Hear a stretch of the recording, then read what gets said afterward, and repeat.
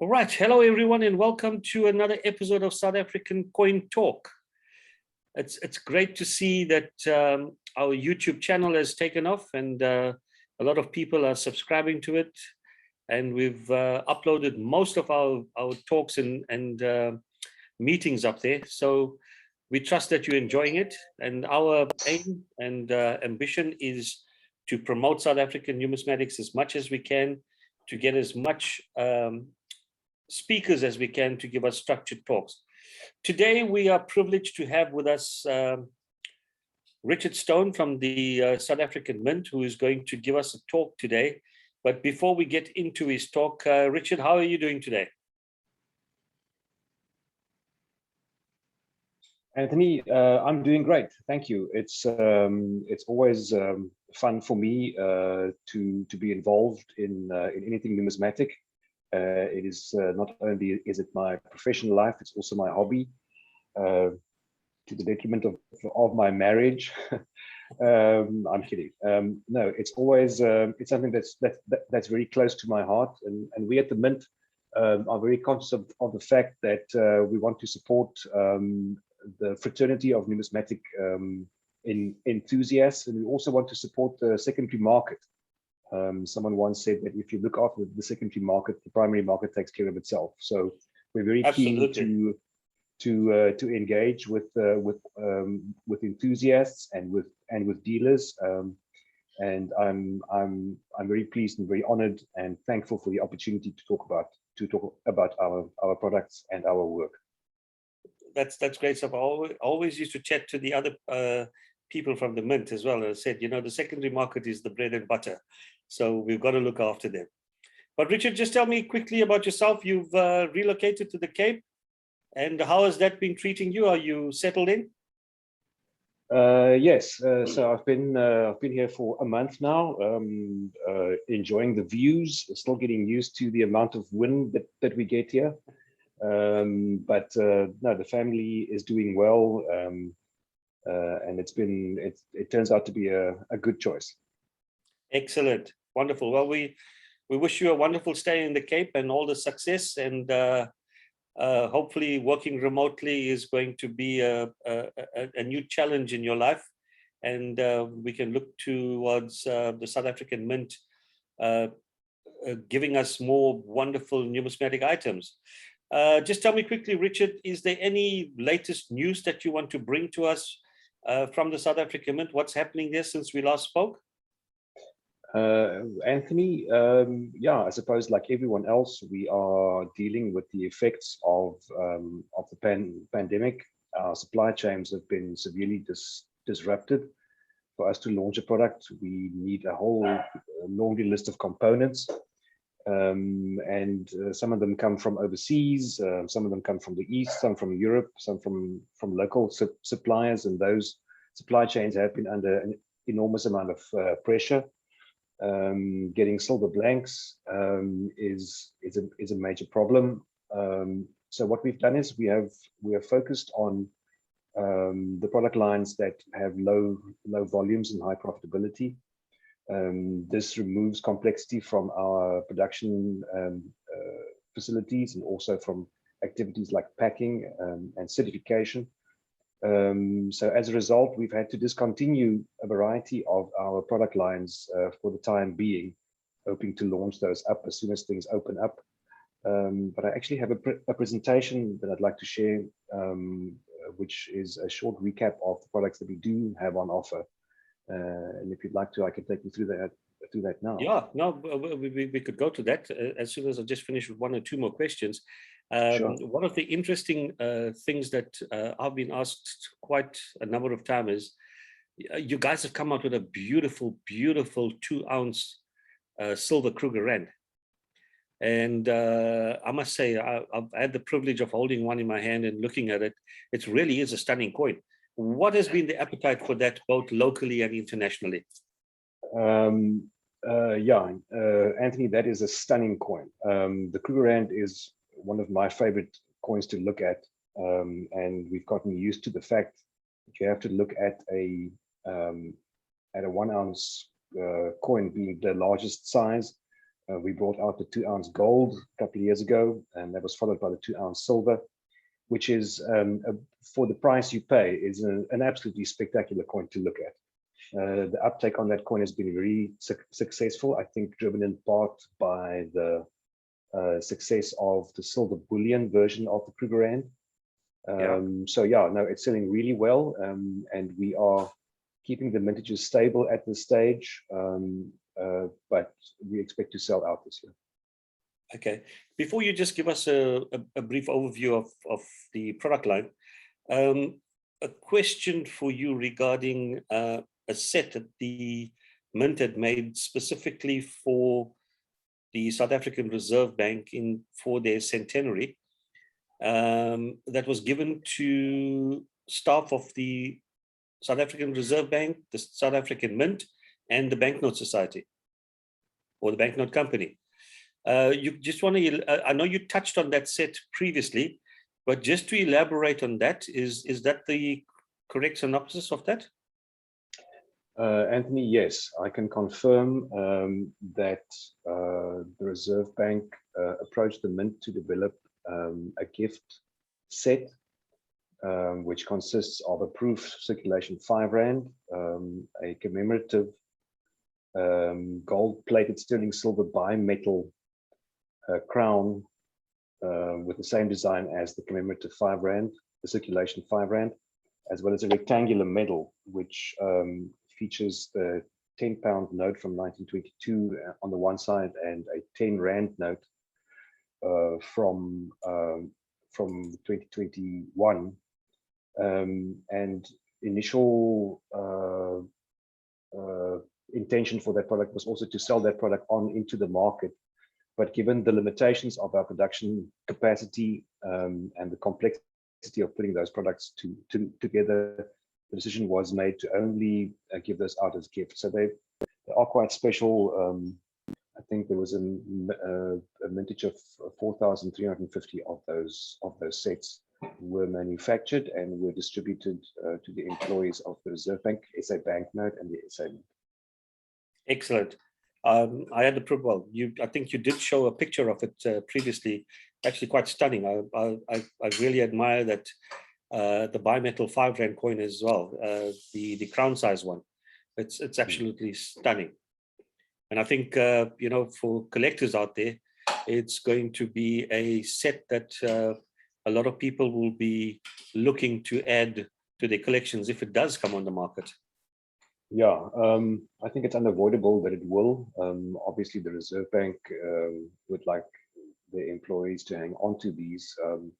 I think what makes it quite desirable is the fact that 10 years ago, with the 90th anniversary of the Reserve Bank, we also produced a gold-plated sterling silver bimetal crown, and that was for sale in the market to collectors. And I think everyone who has one of those would want to have one of these. But I suppose that's one of the consequences of the pandemic, is that we would have liked to put this into the market, but we were just not able to produce them to the quantities given the impact on our production capacity. Okay, well, before you go into your presentation, from a SA Mint point of view, now that we dropped to level 2, what's the status from a Mint perspective? Is the Coin World shop still closed? Yeah, the Coin World shop is still closed at the moment. The situation is being reviewed on a weekly basis. I think you should keep an eye on our website. We will certainly use our website to communicate any changes to the current situation. I know that our sales department is very keen to open up shop, but it is a national key point. Safety comes first, and any of those decisions are subject to decisions made by the Reserve Bank.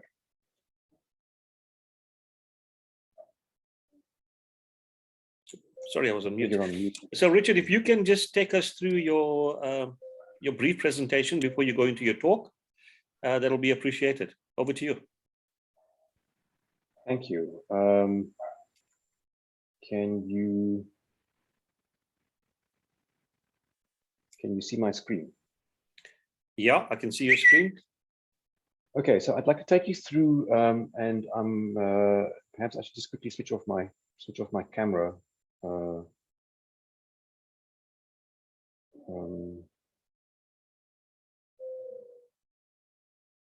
Can you still see my screen? Yep, I can see your screen. Okay, so I'd like to take you through our product range for 2021. Obviously, this is a limited amount of product lines that were issuing this year. So you can see there that we were going to our product portfolio strategy made allowance for the Silver Natura, so South African inventions, as well as the color crowns. But those were discontinued or just sort of like shelved until the pandemic comes to a close, because those are quite high volumes. They are quite complex products to bring to market, and they don't have the profitability of the Krugerrand and Big 5 Series 2. So just a quick recap, the Krugerrand, as you mentioned, is available from a 2 ounce, 1/2 quarter, 10th, 20th, and 50th ounce. The 50th ounce is not sold as a single coin anymore, and it's just only a part of our fractional sets. And then, of course, we do the 1 ounce Krugerrand and 2 ounce Krugerrand proof in silver. So that's available as the 2021 Krugerrand Prestige proof set from 1 ounce down to a 50th, as well as the 5 coin fractional proof set, which is from a 1/2 ounce down to a 50th. Big 5 was launched for the first time in 2019. It's met with runaway success. We sell out of these coins very, very quickly. And of course, this coin series features this very unique design construct of the same design coming in 2 coins in a double capsule, which forms that single image. It features some of our most luxurious and high-end packaging formats, like this walnut box featuring lithography printing under 7 layers of piano varnish, and also the single coin, which comes in the blister folder in a brilliant uncirculated finish. There you can see the complete range of Series 1 of the reverses. And the reverses stay the same across all the series. It's the obverses that change. I do not have images of the coins to show you, but I can show you the difference between Series 1 and Series 2. On the left-hand side against the black background was the illustration that was done for Series 1 leopard. And you can see how on the right-hand side, we've significantly been able to raise our level of artistry. It looks like a photograph. It's actually a painting that was done digitally. And that will be featured on the obverse of the new series. Some of the illustrations that we developed for Series 2 is the elephant, the lion, the rhino, the leopard, like I've shown, and the buffalo. All of these illustrations were done by Kweti Geldenhuys, who is probably the preeminent wildlife illustrator in South Africa. So in Series 1, which was launched in 2019 and concluded at the beginning of this year, we had the 1 ounce in a single coin, as well as a double coin in proof. Then the 1 ounce gold in single coin, as well as 1 ounce platinum. But in Series 2, we hope to expand those to include 5 ounce and 1 kilogram versions of both the silver and the gold, as well as the introduction of a 1/4 ounce gold coin available both as a single coin and also in the double coin configuration in the double coin capsule. Just a reminder that these products launch twice a year, with either kicking off in February or in August. So you can see the launch dates, and perhaps you can pause this video just to make a note of when these coins will be available. A very interesting and fascinating coin product is, of course, the Lost Hoard. We were able to convince the Reserve Bank to buy up a hoard of Kruger Pounder that we found a couple of years ago in a Swiss bank vault. And because of Section 14 of the SARB Act, we were able to buy up these coins, and we are making them available to people that are interested in the history of the Krugerrand. The Lost Hoard is probably one of the most exciting numismatic products that we've ever brought to the market, and this is about as close as you will ever get to the Kruger millions. 910 coins, like I mentioned, were found in a bank vault in Switzerland, and these coins must have been smuggled out of Pretoria just before Pretoria fell to the British during the Anglo-Boer War. Of course, the Kruger Ponde is the genesis of the Krugerrand, because the design and the model that was completed by Otto Schulz in 1892 for the Kruger Ponde was eventually used for the Krugerrand in 1967. Each of these Kruger Ponde are one of the 910 coins found in this bank vault, and each of them have been individually graded by NGC and signed by Tumi Tsegler, who was our MD at the time, and are endorsed by the South African Mint. We also had Professor Francois Malan, who wrote the Krugerrand Jubilee book that was published in 2017, do a booklet for us, which accompanies the set. Here you can see the bank, the money bag from the bank in which the coins were found. A fascinating artifact. So yeah, those are also available. And Anthony, with your permission, I'd like to then take you through the main theme for this evening's discussion, which is our research project on the third decimal circulation coin series. Yeah, please go ahead, Richard. Okay, so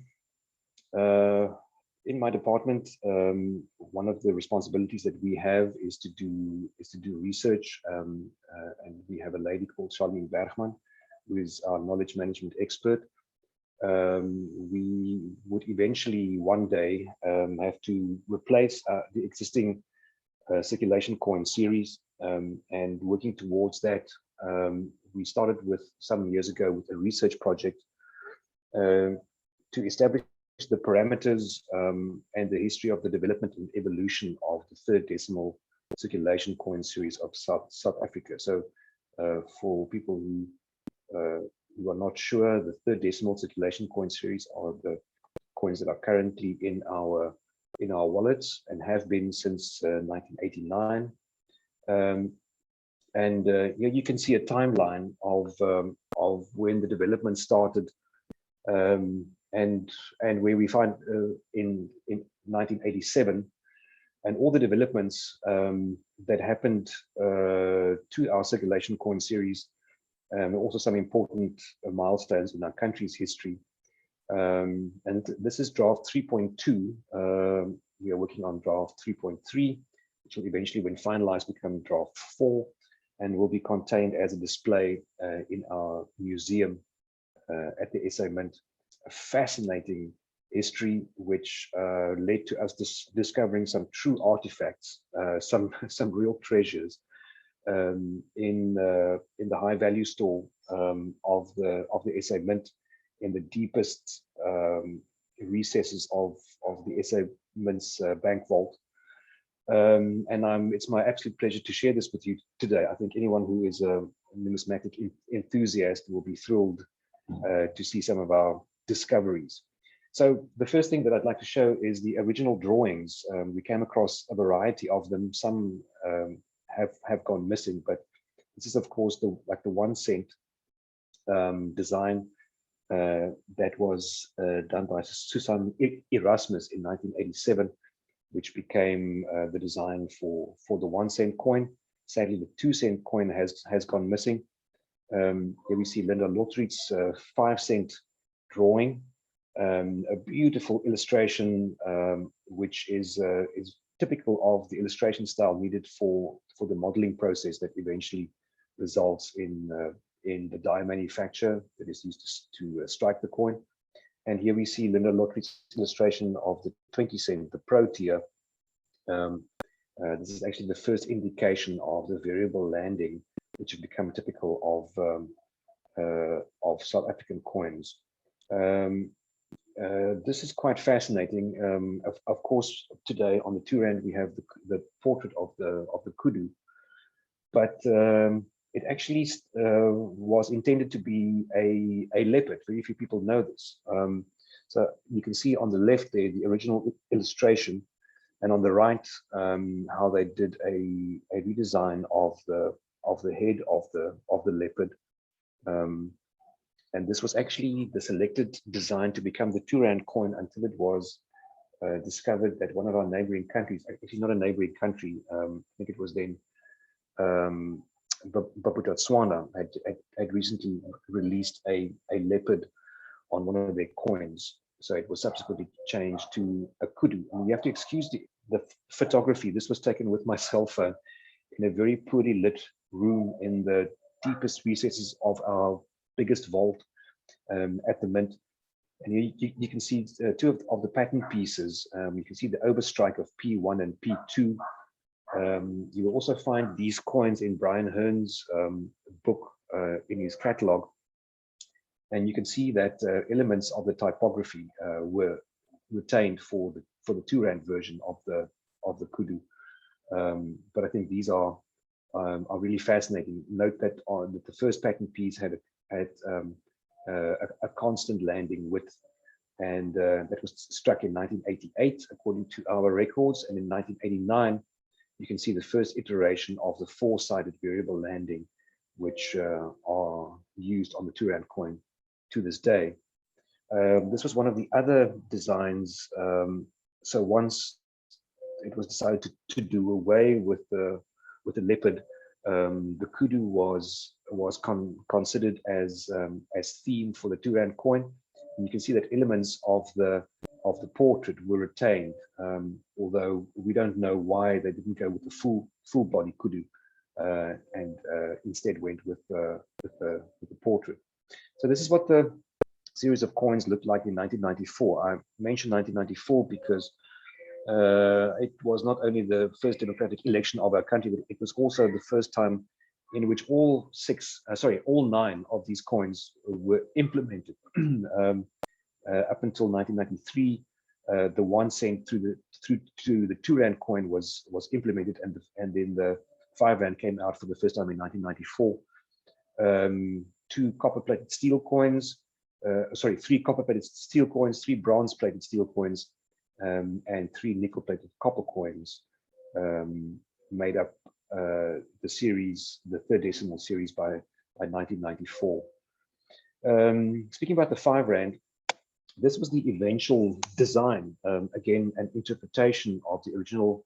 It was Jan van Zyl who did the original drawing, which of course was seen on the first time in the second decimal series on the 2 cent coin. And here are some of the concept drawings. You can see none of these drawings are finished or resolved, but some of the drawings that we found in our archives. These are some thumbnails that you can see they were trying to test different compositions, and it's wonderful to look at these drawings and consider what could have been. It's almost like a retro futurist piece to look at these and consider that these were all considered. Of course, this was the design of Linda Lotry. This one here is an interpretation of the original design that was done by Jan van Zyl, and you can see a pastel drawing that is in the position of the SA Mint. For me, one of the most beautiful designs, and of course that ended up on the 2 cent coin, which made out a part of the second decimal series, circulation series. Here's the drawing, the 1989 drawing of the 20 cent by Susan Erasmus.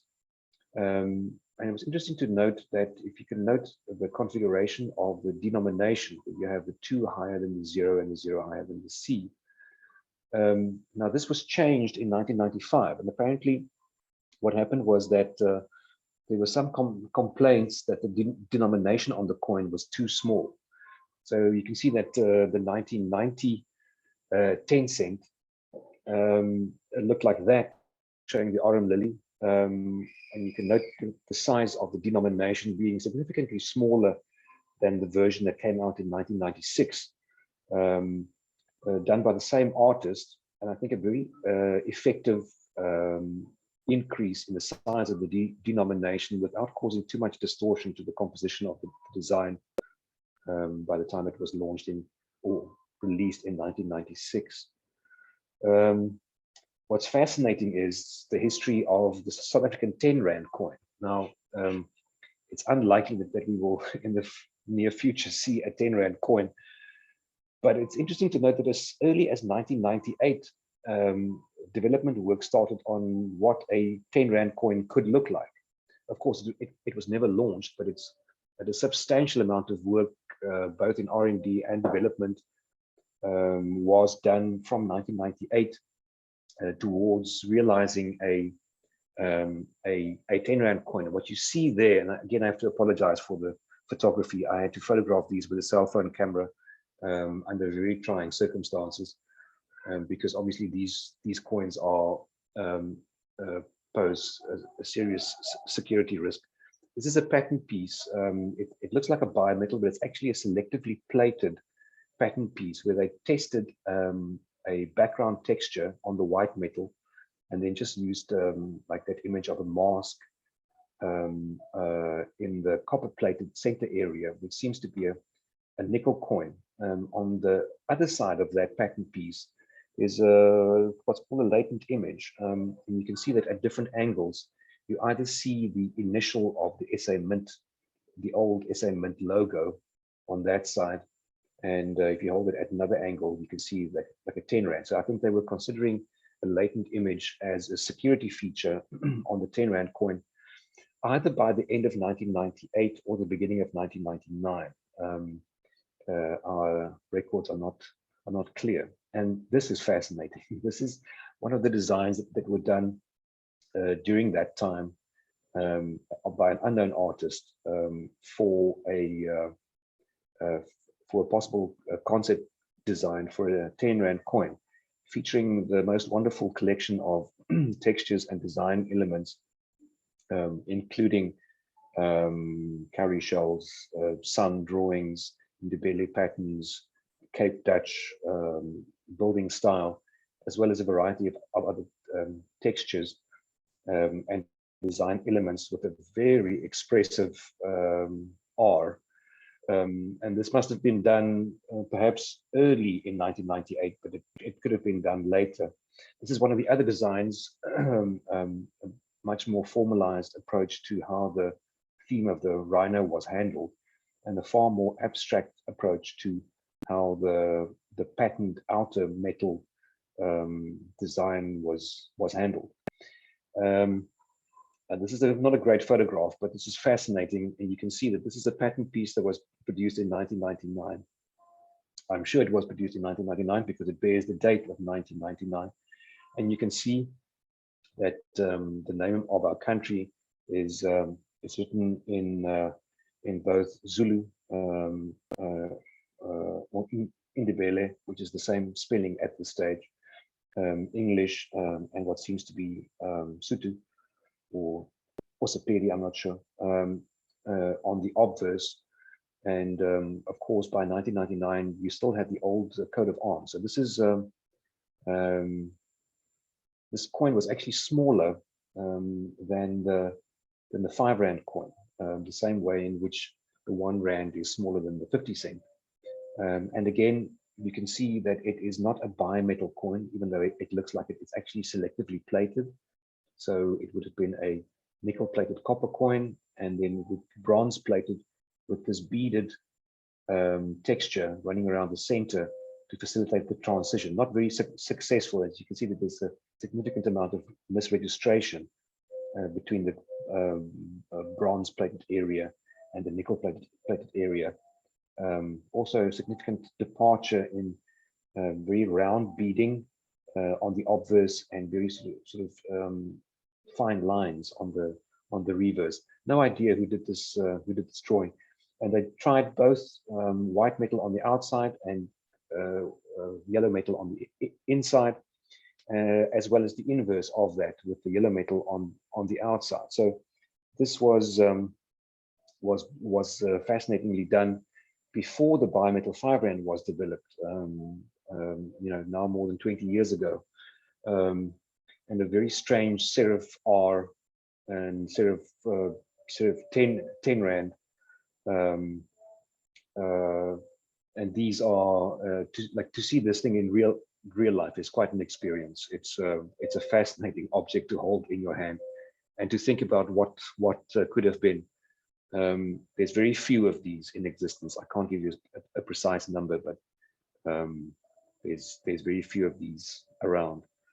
And then in the same year, you can see now here we have the name, the word rand written out in letters, same design elements, but by this stage they had done away with the background pattern. You can see on the previous iteration, it was quite jarring and quite negatively affected the legibility of the country name on the obverse.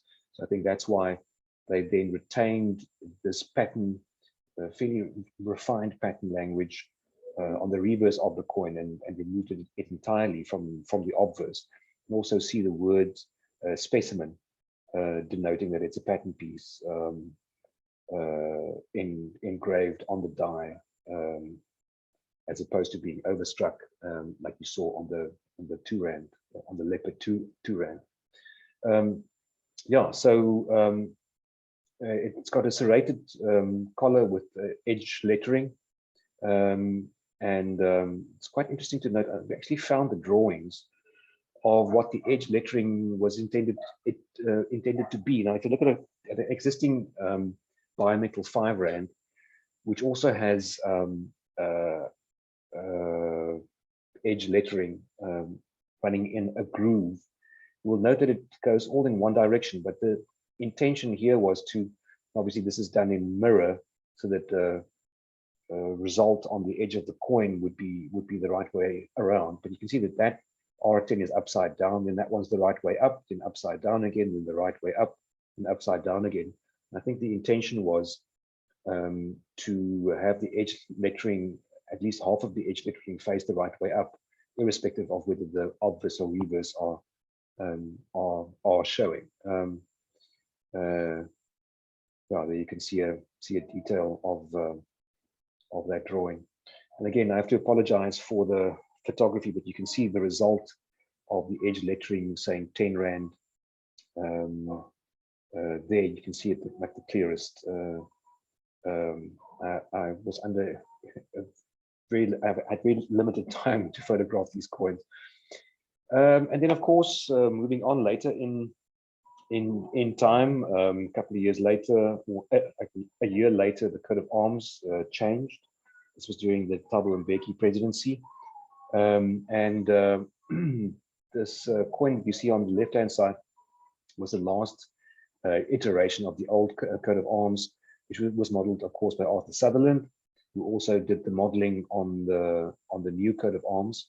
And I'm proud to say I was actually involved as a young designer in the design of the coat of arms, which was done by Jan Becker. I was the draftsman and design assistant that worked on the coat of arms. I was actually part of the process more than 20 years ago in handing over the design files to Arthur Sutherland and being present in the reviews of those first models that were done. And you can see that it also, the way in which the country's name was applied shifted from this very square coat of arms to a more circular or oval shaped coat of arms, with the date moving to the top of the coins and much larger typography surrounding the coat of arms. And then in 2001, a much larger, this time larger than the existing 5 rand bimetal coin, they again sort of dusted off this idea of doing a 10 rand coin again with selective plating. And here you can see along the edge there that the selective plating didn't a very neat process, because although less complex than blanking an outer ring and then an inner center, putting a rim profile on either of those two, then joining them together and striking them.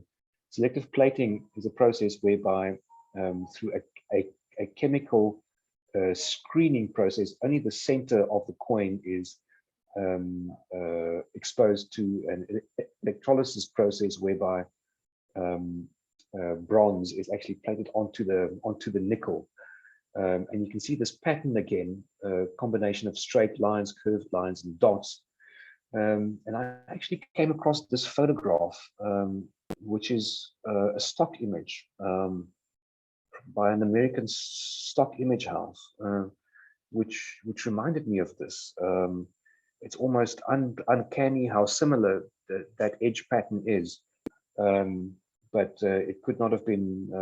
This must have been done before or after, or separately. I just thought I'd mention that. So this new 10 Rand prototype featured the new coat of arms, of course, and with a big word specimen written over it, and again the isiZulu, English, and Sepedi iterations of our country's name.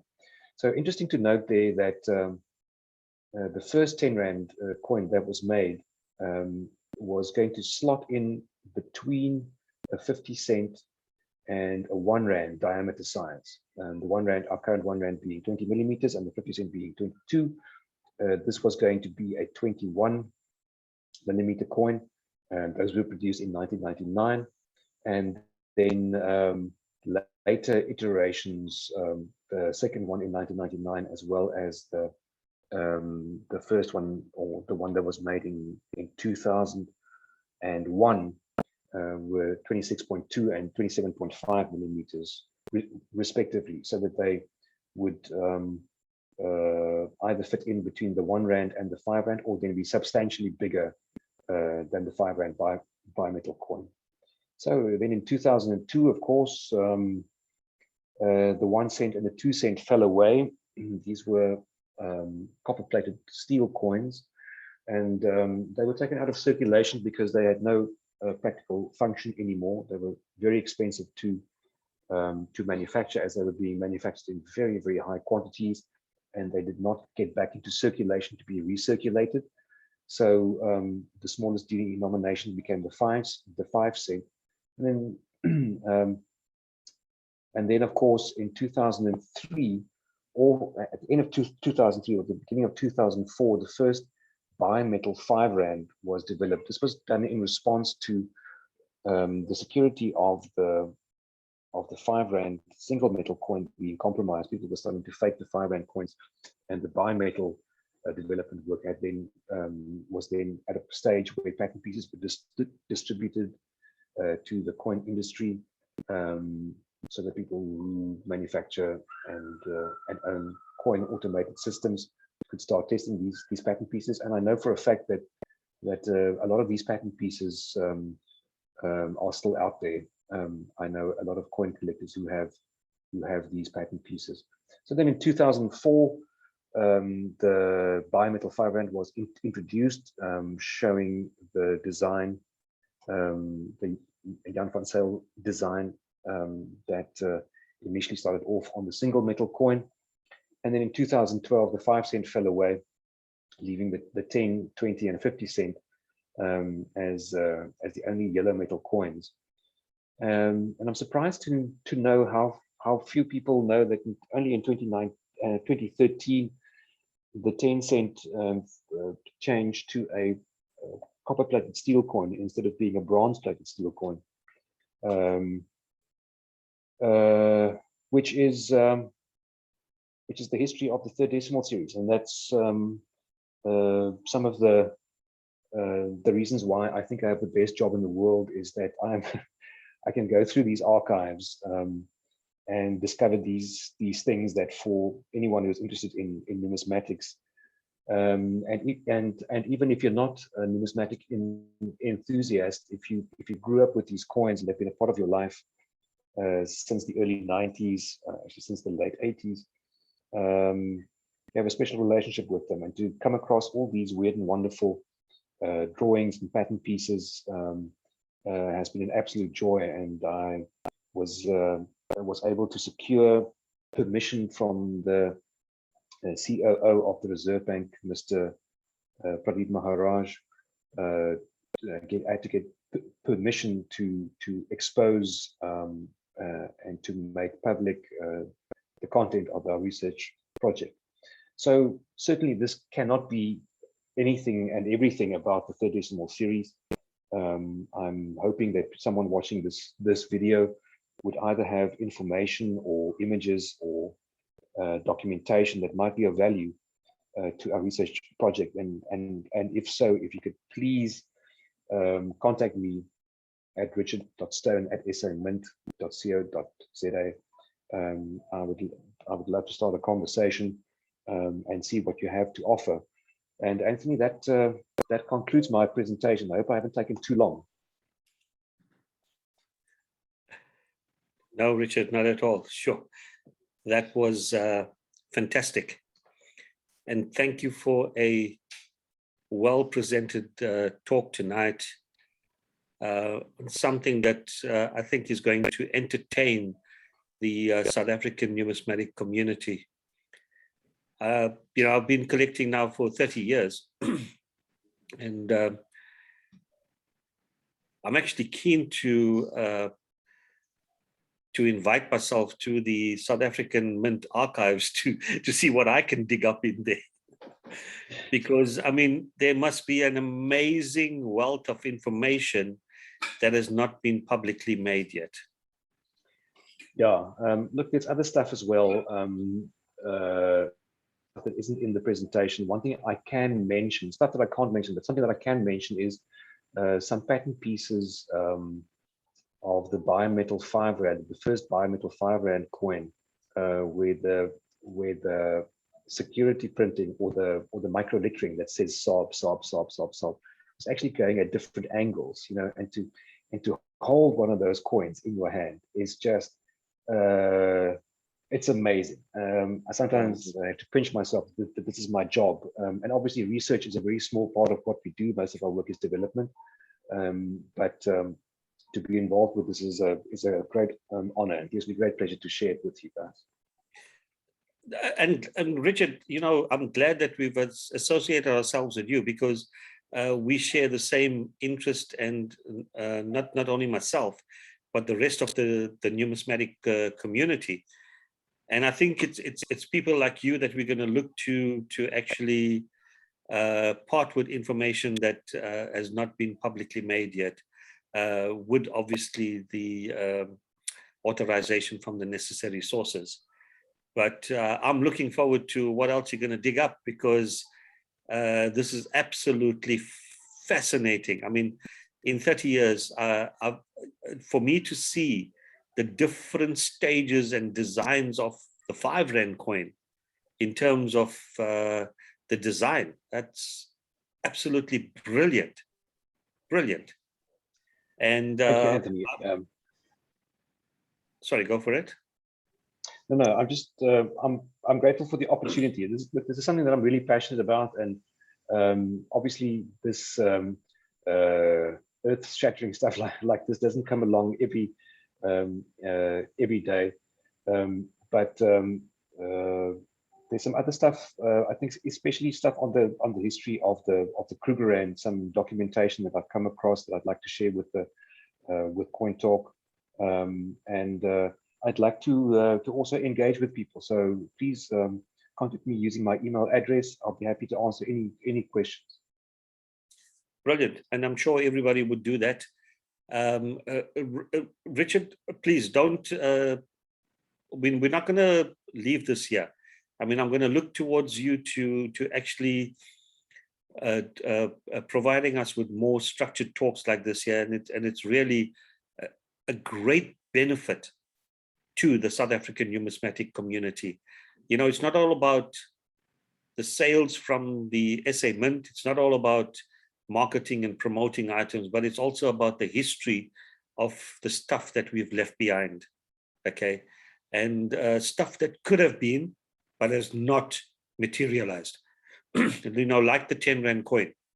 I can imagine your emotions when you picked up that coin in your hand and looked at it. I mean, I would have been in my element as well.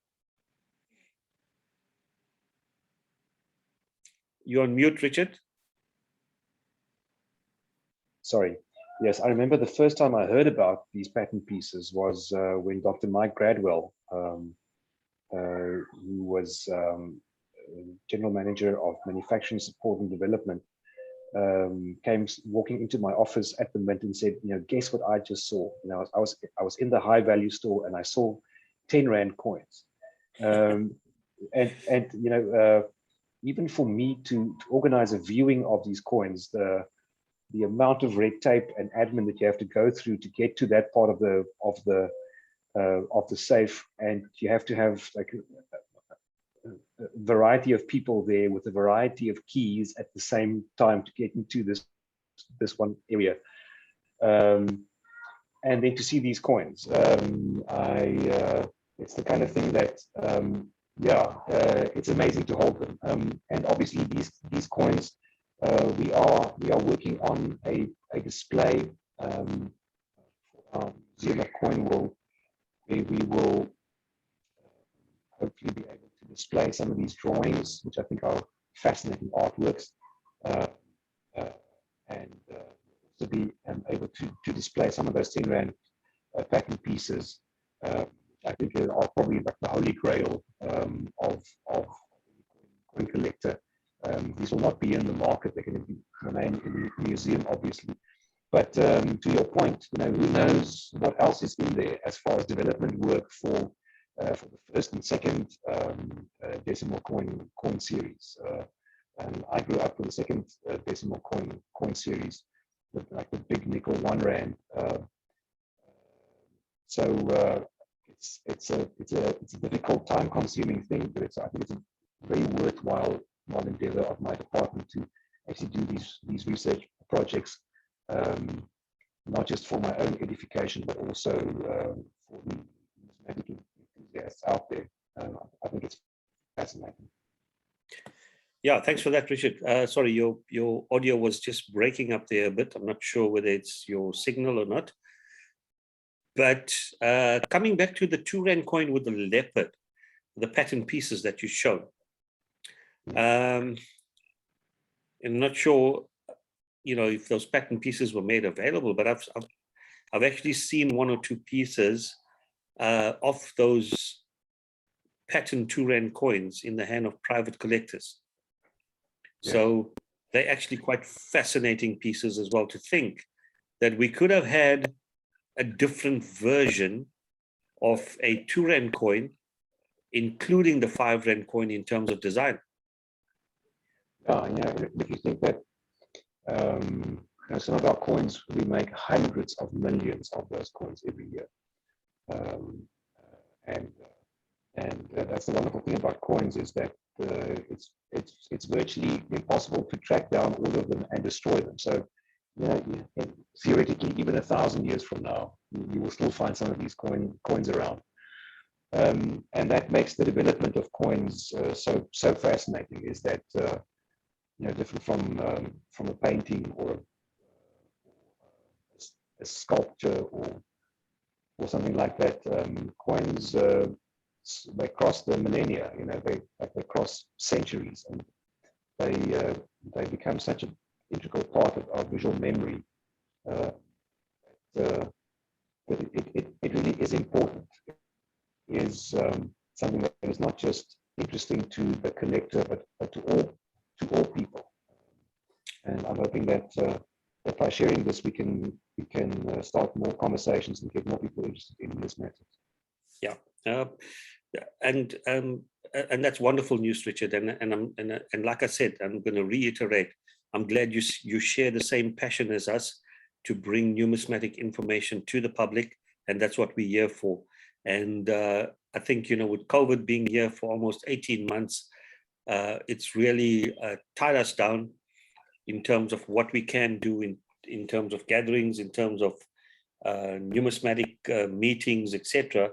But we've got to use the platforms and the technology available to us to reach out to the masses. And this is a great way. I mean, you're sitting in Cape Town, I'm sitting in Durban, and we can do this talk recorded and make it available to not only the community in South Africa, but to the rest of the world. So I'm really, truly appreciative of your time, for giving us that time, and for making this talk available. And I must tell you, that was a brilliant presentation. I've actually learned so much from it that I'm actually going to go back and review the entire presentation in terms of metal content changes with the 10 cents, etc. I never knew that. So those are some of the things that I'm going to take out of this year as well. But for this talk itself, I think it's just brilliant. I look forward to you doing more research into that Krugerrand bit and doing another talk for us. But we definitely are going to keep in touch. And I think now most of the numismatic community are going to be familiar with the name Richard Stone and what he stands for. So thank you very much for that, Richard. And is there anything else you would like to add before we close off tonight? Say thank you for the opportunity to share our work, and sincerely appreciate the good work you're doing. Thank you very much. Thank you, Richard. So viewers, as you watch this this recording, and we're going to make it available on our YouTube channel, please remember, if you want to stay abreast of what's happening in South African numismatics and South African coin talk, I would suggest that you click on the bell to remind you and to subscribe, and you will be notified of all the new content that we are going to upload onto this channel. Our subscription list and the number of people that are subscribing to our channel is increasing. We've got more than about close to 10 structured talks that have been uploaded. We intend to have another few more in the next few weeks. So guys, just go ahead, subscribe, and you will be notified. This has been another broadcast from South African Coin Talk. Myself, Anthony Govender, and Richard Stone from the South African Mint. We bid you farewell for tonight and have a wonderful week ahead. Richard, I look forward to speaking to you in the due course. Have a wonderful evening. So, you too. Bye-bye. Thanks.